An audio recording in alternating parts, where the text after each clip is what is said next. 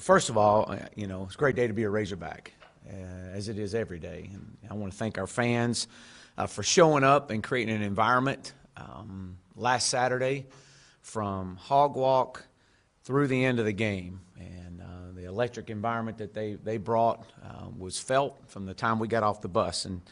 And we appreciate that. There's a lot of things going on Saturday, and for our players to come out there and to see that environment was special. So thank you. I want to give credit to Portland State. Those guys, as we knew they would, they had a good plan. They played hard and they fought to the end, and we knew they had nothing to lose, and we were going to get their best shot. But after reviewing the film, I will say this: our guys played extremely hard. I'm very proud of how hard our guys played and the great effort that they gave the entire game in all phases, offense, defense, and special teams. I was disappointed in some of the lack of execution of drop balls that ended drives for us on offense. And from a defensive side, lack of execution and that extended drives for them. And so that was disappointing after watching the film. I felt that after the game, and just watching the film confirmed that. Offensively, we had 11 possessions. We had 4 10-play drives or more, it was really good. We had 4 drops, and of those 4 drops, 2 were key third down drops. We had momentum, and we were moving the ball down the field, and to have 2 drops on third down was tough. Our focus for game 1 was executing our base offense and running the football.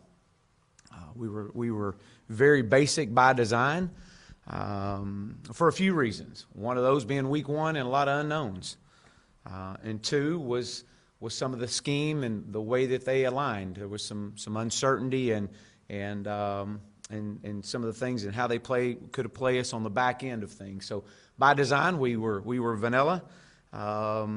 And especially knowing going into a conference opener this next week. So we had a chance to pull away and get a little bit more of a comfortable lead in the first half. Right before half, and come away with points, had a chance to get 10 points, if not 14 points, 2 touchdowns in less than 2 minutes, and we came up with none. We got down in the red zone, and we had an interception on a ball that I know Nick wished he had had back. And we mismanaged the clock, and I took full responsibility for that after the game, and we'll get that cleared up. Our player of the game was Rakeem Boyd, offensively, rushed for 114 yards. We had, as you watch college football week 1, and you see all the pre-snap penalties that occur across the country, we didn't have not one pre-snap penalty, which was a credit to our players. I thought we ran the ball well, not great, but well. And we left a lot out on the field. We got a lot to clean up on our technique, and we got to maximize the opportunities when we're given the chances. But we got to perform better this week, and we got to finish. From a defensive standpoint, our players of the game were Cam Curl and Sosa. Both of these young men played about as well as I've seen these guys play since we've been here. Defensively, we played extremely hard. We swarmed to the football. We looked faster. We were physical.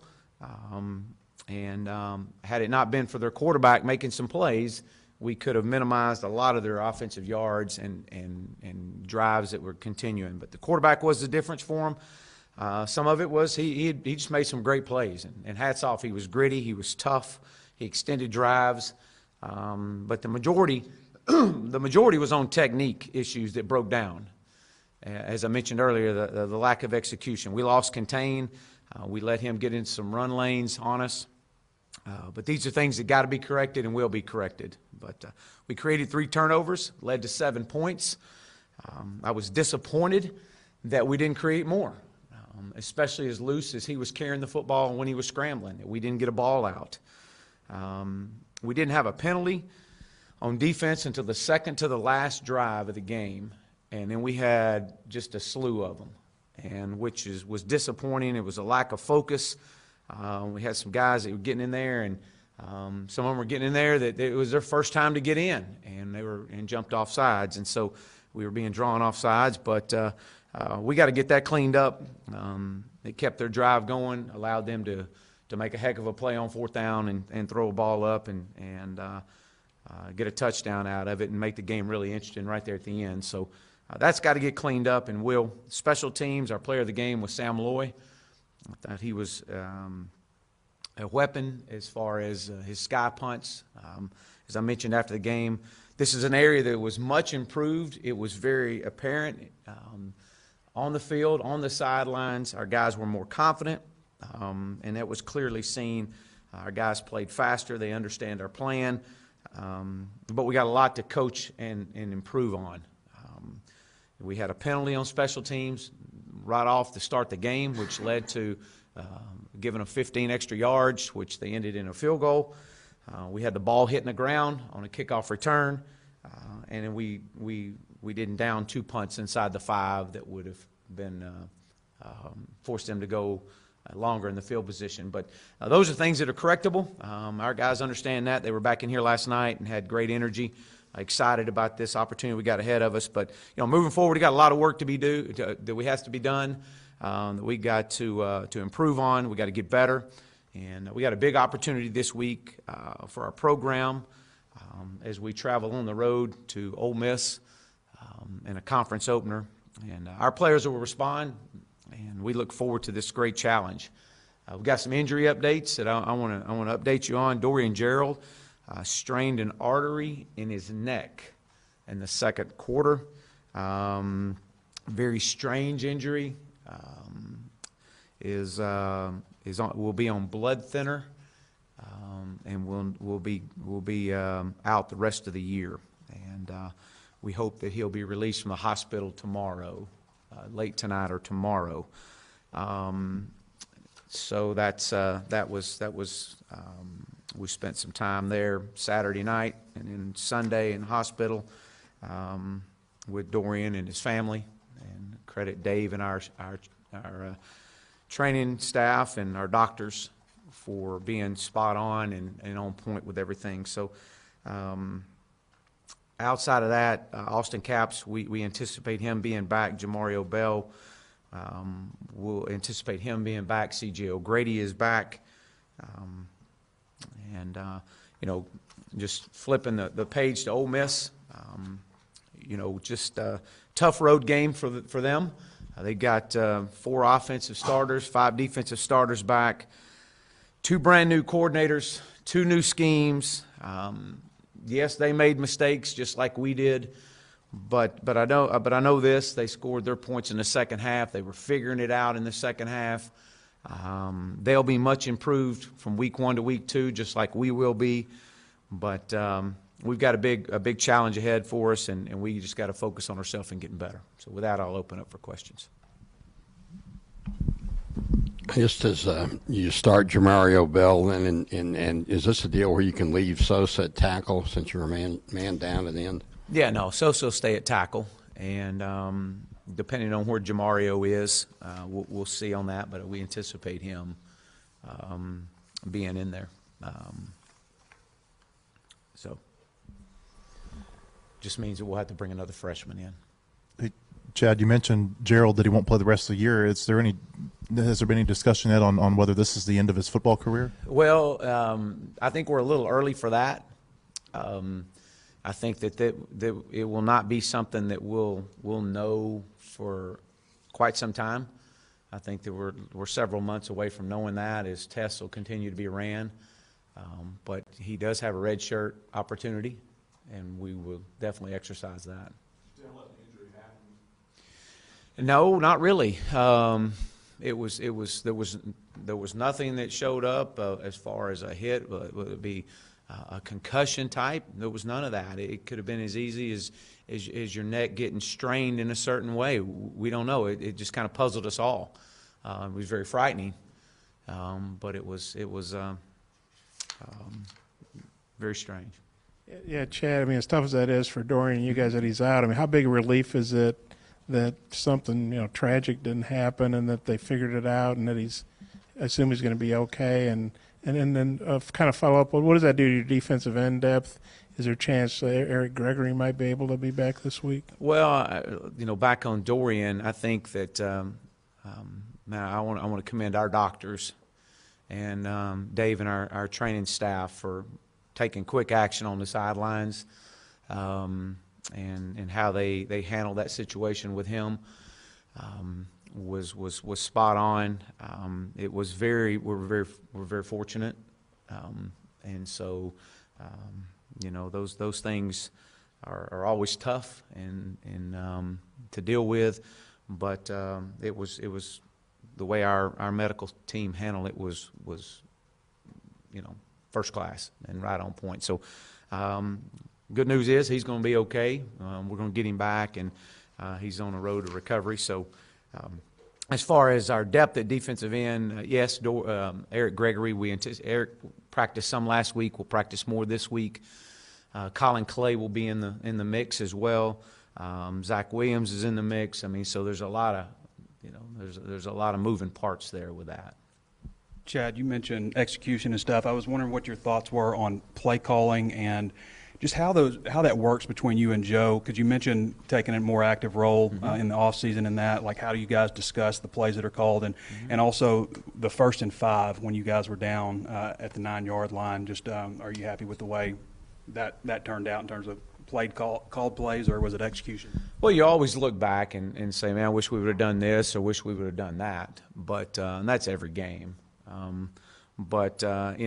We wanted to be a little bit more aggressive down the field, but there was a lot of times it was what they were giving us, and it caused us to get the ball down and check down. I think that continuing drives, and getting in a situation, not putting yourself in those 3rd down situations, would benefit us. A lot of it was there was some breakdowns, whether it was again we had 2 drop balls on 2 key 3rd downs. We have another ball out in the flats, that great ball when we slip and fall.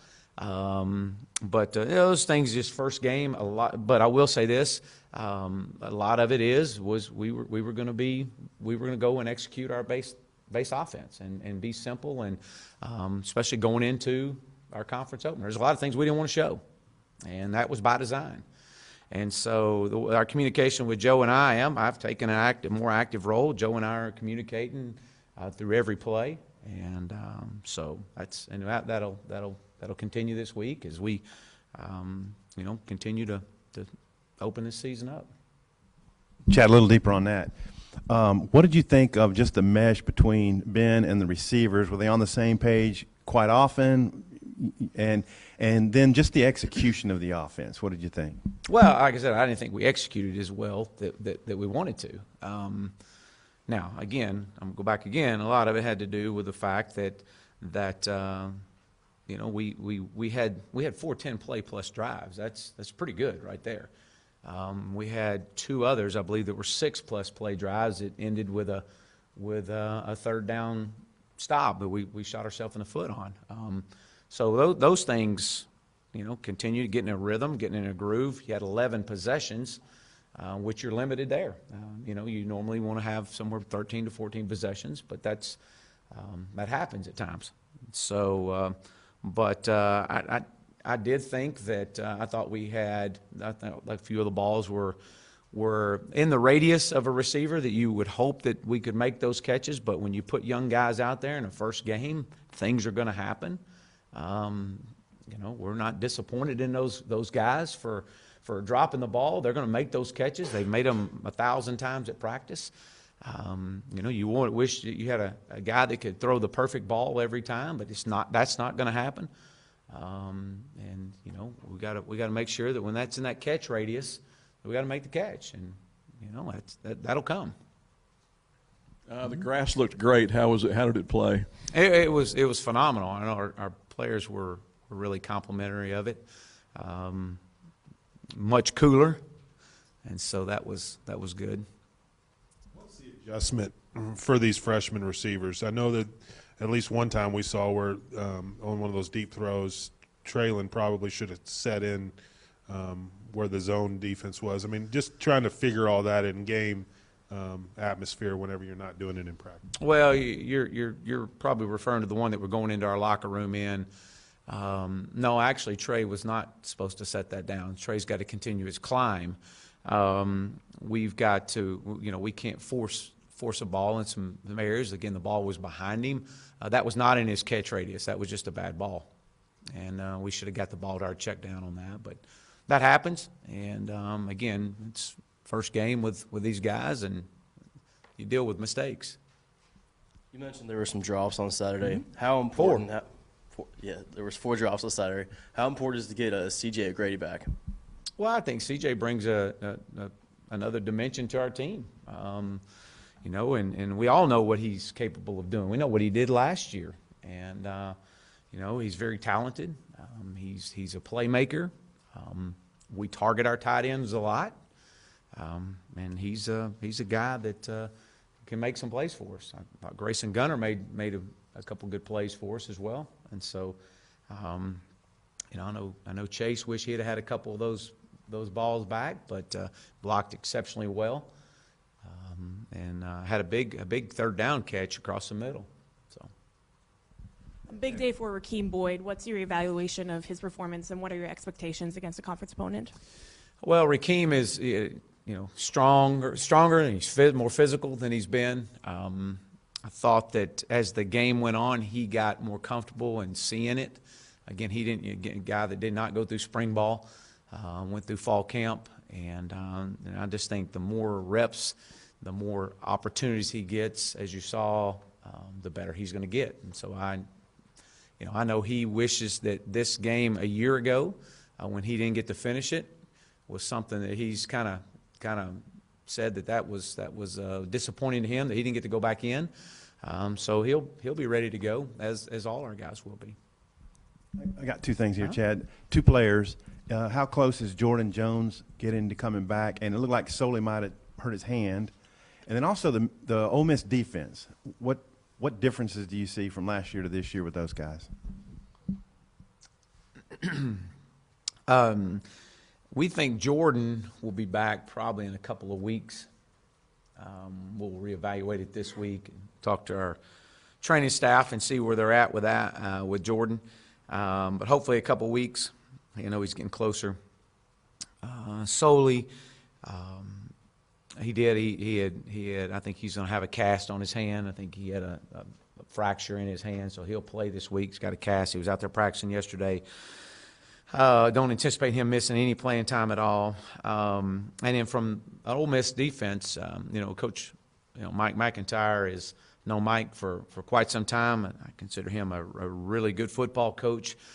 Watching them play and studying the film, those guys played exceptionally hard. They're very sound, and they played physical. And so these guys were much improved from where we saw them a year ago.